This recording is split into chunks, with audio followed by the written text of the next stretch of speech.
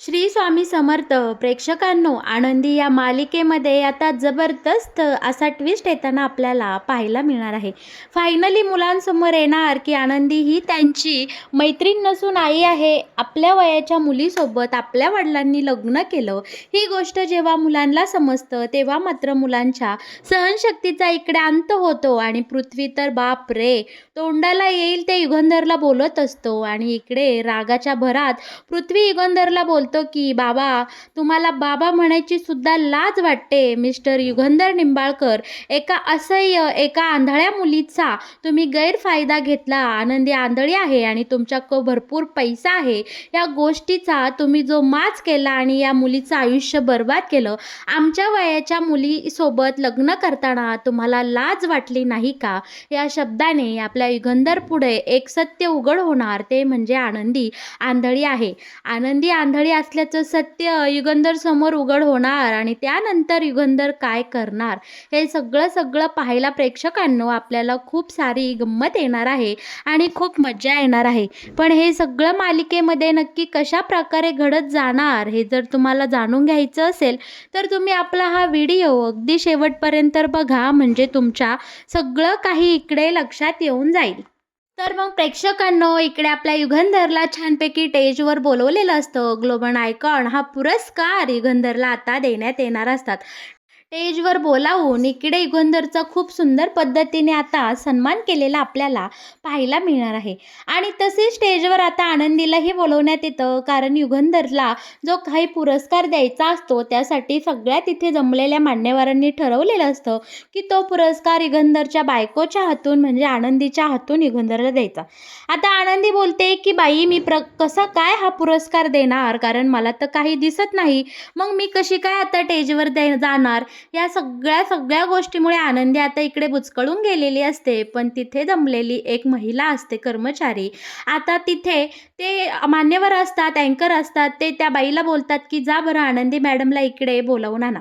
युगंधरला पुरस्कार दिल्यामुळे इकडे शिल्पाला खूप आनंद होत असतो, कारण शिल्पाने त्यांच्या आईची जागा घेतलेली असते. आपल्या भावाचा इतका मोठा सन्मान झाला, एवढा मोठा पुरस्कार मिळाला, यासाठी आपली शिल्पा इकडे युगंधरसाठी खूप खुश असते. युगंधरला त्या स्क्रीनवर पाहून शिल्पाला खूप समाधानी वाटत असतं आणि छानही वाटत असतं. आनंदीलाही खरंच खूप आनंद झालेला असतो की तिच्या नवऱ्याला इतका मोठा सन्मान मिळाला. आज त्यांच्या कंपनीचं नाव समुद्रापलीकडे गेले, या गोष्टीचा खूप छान आनंद आनंदीला झालेला असतो. शिवाय माईला आणि बापूलाही युगंधरला एवढा मोठा पुरस्कार देऊन सन्मानित केलं, याबद्दल खूप छान वाटत असतं. इकडे माई आणि बापू आपल्या शिल्पाला बोलत असतात की शिल्पा, पाहिलंस का तुझ्या भावाला केवढा मोठा पुरस्कार मिळाला. अगं, तुला हेच तर हवं होतं. डोळे भरून तुझ्या भावाची यश कीर्ती पहा. प्लीज, युगंधर जे काही बोलला ते मनावर घेऊ नको. आणि खरोखरच शिल्पाचं युगंधरवर खूप प्रेम असतं आणि तिला खूप आनंद झालेला असतो. त्यानंतर आनंदीला स्टेजवर बोलवण्यात येतं, तेव्हा मात्र शिल्पाचा अख्खा मूड ऑफ झालेला असतो, कारण आनंदीच्या हातून तिच्या भावाला पुरस्कार मिळणार, या फालतू भिकारड्या पोरीला एवढा मोठा मान मिळणार, समिधाची जागा मिळणार, ही गोष्ट मात्र आता इकडे शिल्पाला खटकलेली असते. आता आनंदीला नेण्यासाठी ती महिला कर्मचारी खाली येते. आनंदीला हाताला धरून वर स्टेजवर नेण्यात येतं आणि आनंदीला मालक साहेबांविषयी 2 शब्द मनोगत व्यक्त करायला लावतात. आनंदी खूप मोठ्या मनाने बोलते की मालक साहेबांच्या यशामागे माझा काहीही वाटा नाही, कारण त्यांना ही सगळी प्रेरणा आमच्या समिधा ताईंकडनं मिळाली. या सगळ्या यशामागे सगळं श्रेय आमच्या समिधा ताईंना जातं. आनंदीने मोठ्या मनाने इकडे सगळं श्रेय समिधाला दिलं, त्यामुळे तर आणखीनच ती माई आणि बापूंच्या नजरेमध्ये एकदम वर गेलेली असते आणि त्यांना खूप आनंद झालेला असतो. युगंधरच्या नजरेतही आनंदीचं स्थान अगदी बळकट झालेलं असतं. आता इकडे युगंधर बोलतो, खरं बोलली आनंदी, माझ्या यशामागे, माझ्या या प्रेरणेमागे समिधाचं जितकं स्थान आहे तितकं स्थान आनंदीचंही आहे. आनंदीने माझ्या घरासाठी, कंपनीसाठी जे काही योगदान दिलं, ते योगदान नेहमीच सगळेजण लक्षात राहतील. आपल्या समिधाबरोबरच आनंदीलाही तेवढं स्थान मिळेल, असा मी सगळ्यांसमोर आनंदीला शब्द देतो. आणि हे ऐकून आनंदीला खूप आनंद झालेला असतो. तिची मान एकदम अभिमानाने इकडे उंचावलेली आपल्याला पाहायला मिळणार आहे. त्यानंतर आनंदीच्या हस्ते इकडे युगंधरला तो पुरस्कार देऊन सन्मानित करण्यात येतं. युगंधरही आनंदीविषयी 2 शब्द छान बोलतो आणि तिला आनंदीला बोलतो की आता आपण दोघेही जेवायला जाणार आहे. आनंदी इकडे गडबडते, कारण युगंधरसोबत जर जेवायला गेलं तर ती आंधळी आहे हे सत्य जर युगंधरला कळलं तर शिल्पाताई माझी पार वाट लावतील, कारण शिल्पाताईंनी तर बजावून सांगितलेलं असतं की तुला दिसत नाही ही गोष्ट कधीही युगंधरला कळता कामा नये. हा ना करता आता हा पुरस्कार सोहळा छान पद्धतीने इकडे पार पडलेला असतो. घरी मात्र आता आपली ही शिल्पाताई तिच्या इकडे शब्दावर ठाम असते, कारण तिला आठवत असतं की आता युगंधर घरी आल्यानंतर मला या घरात थांबायचं नाही, त्याने मला मठात जायला सांगितलं आहे. शिल्पा तिची बॅग घेऊन आता घर सोडून जायला निघालेली असते. माई आणि बापू इकडे शिल्पाला समजावत असतात की शिल्पा प्लीज तू असं काही करू नको. मान्य आहे तुझा आनंदीवर खूप त्रास आहे, तुला आनंदीचा खूप राग येतो, पण एक गोष्ट लक्षात ठेव बाळा, मला तुझं प्रेम कळतं, तुझं समिधावर असलेलं प्रेम कळतं, तुला तिच्याविषयी वाटणारी माया कळती, पण आनंदीला अगं बाळा कधीही समिधाची जागा घ्यायची नाही, ती तिच्या जागी योग्य आहे. आम्ही समिधाचे सख्खे आई वडील असून आनंदीला जर स्वीकारत असेल तर तूही मोठ्या मनाने आनंदीचा स्वीकार कर. मुलांनीही आनंदीला स्वीकारला आहे, बाळा तू जरा सुधार. शिल्पाला इकडे माई आणि बापू चांगल्या शब्दात समजवत असतात, पण शिल्पा मात्र या दोघांचंही ऐकण्याच्या मनस्थितीत नसते. तिने तिची बॅग वगैरे भरलेली असते. धनश्रीही तिला समजावत असते, पण ती कोणाचंही ऐकून घेणार नाही असं तिने ठामपणे बजावलेलं असतं. आणि आता इकडे शिल्पा घर सोडून जाण्याच्या तयारीत असते.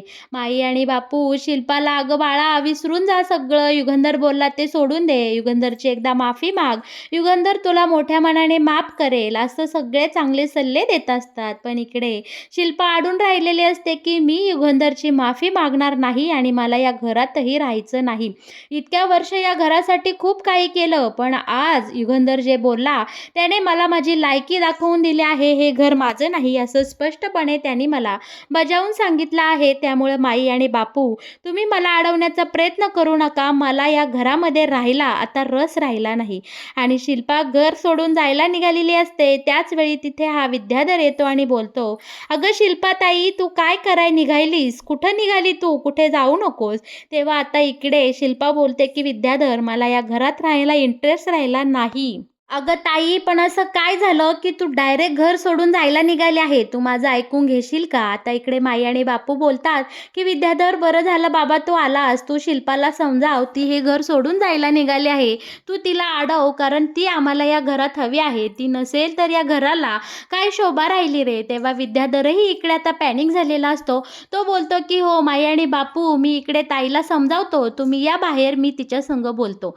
आता इकडे हे दोघेही निघून गेल्यानंतर विद्याधर बोलत असतो की काय झालं ताई, अगं तू कुठं जायलीस, तू आम्हाला सोडून जायली का, तू जाऊ नकोस. तेव्हा आता इकडे शिल्पाताई बोलते की नाही विद्याधर मला आता या घरात राहायचं नाही, युगंधरने माझी लायकी दाखवून दिली आहे, त्याने मला हे घर सोडून तिकडे मठामध्ये जाऊन राहायला सांगितलं आहे. इतके वर्ष झाले या घरासाठी मी काय केलं नाही, पण या भिकारड्या आनंदीसाठी युगंधरने माझा अपमान केला आहे आणि मला हे घर सोडून जा असं बजावून सांगितलं आहे. आता इकडे विद्याधर बोलतो की ताई हे बघ, मला मान्य आहे की तुझा माझ्यापेक्षा त्या युगंधरवर जास्त जीव आहे, पण आई गेल्यानंतर तू मला आईची माया दिली आहे, तुझ्यामध्ये मी तुला आई बघतो, तू माझी मोठी बहीण असली म्हणून काय झालं, तुझा माझ्यावर कमी जीव असला म्हणून काय झालं, पण ताई मी तुझ्यामध्ये माझी आई शोधतो आणि तुझ्या या अपमानाचा बदला मी नक्कीच घेणार आहे. आणि मी तुला शब्द देतो की तुला जे काही या युगंधरकडनं ऐकायला लागलं ते सगळं आता शेवटचं, कारण इथून पुढे या घरामध्ये असा काही तमाशा होणार आहे की आनंदीची पार नाचक्की होणार आणि आनंदीला या घरात राहायला सुद्धा लागणार नाही. आज मी खूप मोठा धमाका करणार आहे ताई, त्यानंतर या घराची घडी बसवायला, हे घर सावरायला तुम्हाला या घरात हवी आहे. ताई मी तुला रिक्वेस्ट करतो की आज तू हे घर सोडून जाऊ नकोस. तेव्हा आता इकडे विद्याधरचं हे गोड गोड बोलणं ऐकून शिल्पाही पागळलेली असते. शिल्पा आता इकडे विद्याधरला बोलते की तू नक्की असं काय करणार आहे सांग मला. तेव्हा विद्याधर हसतो आणि बोलतो की ताई मी आज तुझ्या या सगळ्या अपमानाचा बदला घेणार आहे आणि त्या आनंदीची हकलपट्टी या घराबाहेर कशी होईल हे सगळं सगळं पाहणार आहे.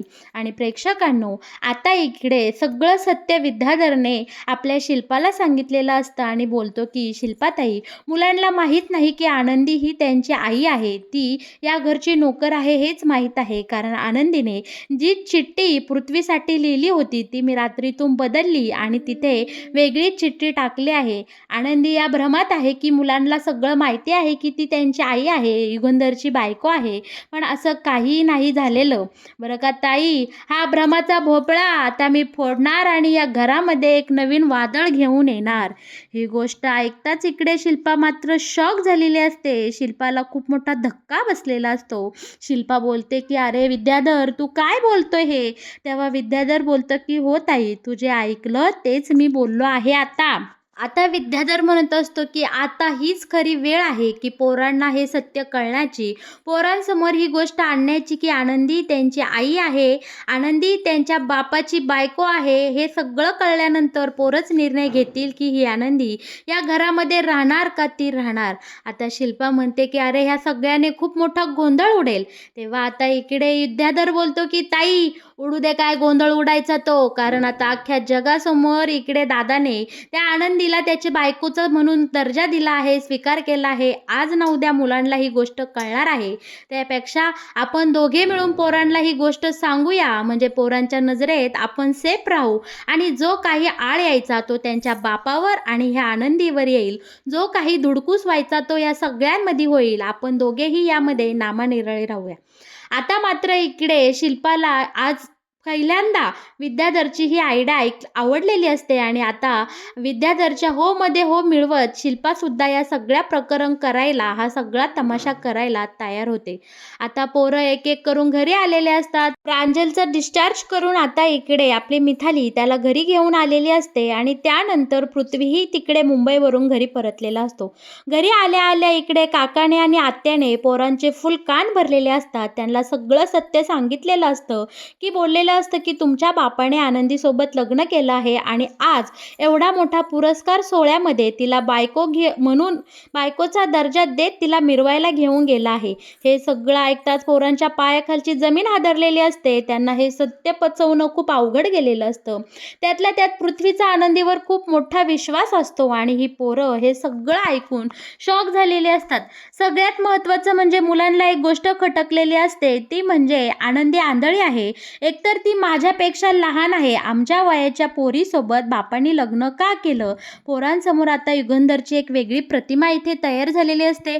मुलांना वाटतं की असा या आंधळ्या आनंदीचा त्यांच्या बापाने फायदा घेतला आणि पैशासाठी आनंदीने या मालक साहेबांसोबत लग्न केलं आणि मालक साहेबांनी त्यांची हव्यास पूर्ण करण्यासाठी एवढ्या सुंदर मुलीसोबत, फक्त ती आंधळी आहे, त्यांच्या पावरचा, त्यांच्या पैशाचा गैरवापर करून आनंदीसोबत युगंधरने लग्न केलं असं मुलांना वाटत असतं.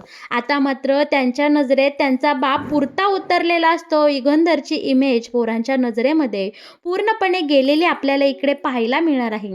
आता छान हॉटेलमध्ये जेवण करून आनंदी आणि युगंधर घरी परतलेले असतात.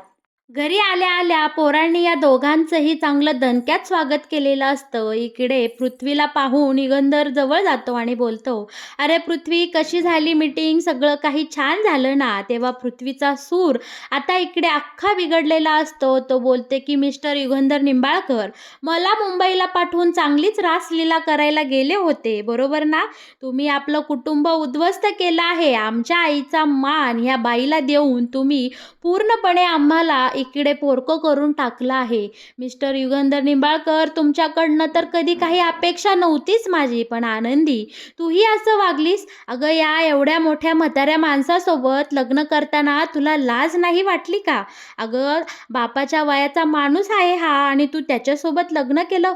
मिताली ही आनंदीला खूप काही ऐकवते. बोलते की "अगं, तुला आम्ही चांगली मैत्रीण समजलो होतो आणि तू असं सगळं वागलीस." प्रांजल जास्त काही बोलत नसतो, कारण त्याला या सगळ्याची थोडी कमी कल्पना असते. पण मिथाली आणि पृथ्वी मात्र इकडे खूप म्हणजे खूप इकडे दुखावले गेलेले असतात.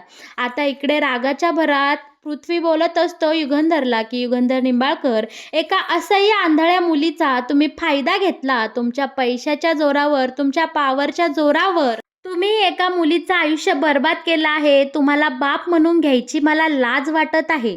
बरं का प्रेक्षकांनो, पृथ्वीच्या रागारागामध्ये आता युगंधर समोर एक खूप मोठा खुलासा झालेला असतो. तो म्हणजे आनंदी आंधळी आहे. आनंदीला दिसत नाही ही एवढी मोठी गोष्ट आता इकडे युगंधरला कळलेली असते. तेव्हा युगंधर बोलतो की पृथ्वी काय बोलायलास? आनंदीला आंधळी म्हणतोस? आता इकडे पृथ्वी बोलतो की हो, हो आनंदी आंधळी आहे आणि तुम्ही तिच्या आंधळेपणाचा गैरफायदा घेत तुम्ही आनंदीचं आयुष्य इकडे बरबाद केलं आहे. तिच्यासोबत लग्न केलं. बापाच्या वयाच्या असून मुलीच्या वयाच्या पोरीसोबत लग्न करताना तुम्हाला लाज वाटली नाही का? प्रेक्षकांनो, इकडे खूप मोठा निंबाळकर वाड्यामध्ये स्फोट झालेला आपल्याला पाहायला मिळणार आहे. आनंदी आंधळी आहे हे सत्य आजवर का माझ्यापासून लपवलं गेलं? हे सगळे प्रश्न आता इकडे युगंधरला पडलेले असतात आणि युगंधर इकडे आनंदीला जाब विचारत असतो की आनंदी, आजवर तू मला का सांगितलं नाही की तुला दिसत नाही, तुला दृष्टी नाही, नक्की हा काय प्रकार आहे? पृथ्वी काय बोलायलास? मला या सगळ्याचं स्पष्टीकरण हवं आहे आनंदी, आत्ताच्या आत्ता. तेव्हा आता पृथ्वी ते पुढे येऊन बोलतो की ती काय उत्तर देणार?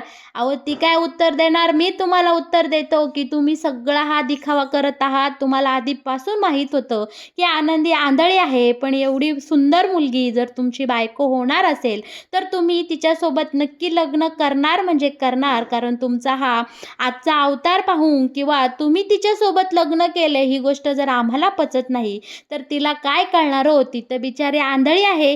तिला काय समजणार की ती कोणासोबत लग्न करतेत, काय करतेत? पण तुम्ही मात्र तिच्या असह्य परिस्थितीचा फायदा घेतला आहे. प्रेक्षकांनो, आनंदी या मालिकेमध्ये आता खूप मोठा स्फोट झालेला आपल्याला इथे पाहायला मिळणार आहे. तर प्रेक्षकांनो, कसा वाटला तुम्हाला आनंदी या मालिकेत येणारा हा नवीन ट्विस्ट? या मालिकेचे असेच नवनवीन अपडेट जर तुम्हाला सगळ्यात आधी जाणून घ्यायचे असतील, तर तुम्ही आपल्या व्हिडिओला नक्की लाईक करा आणि आपल्या चॅनलला सबस्क्राईब केल्याशिवाय अजिबात कुठे जाऊ नका. धन्यवाद.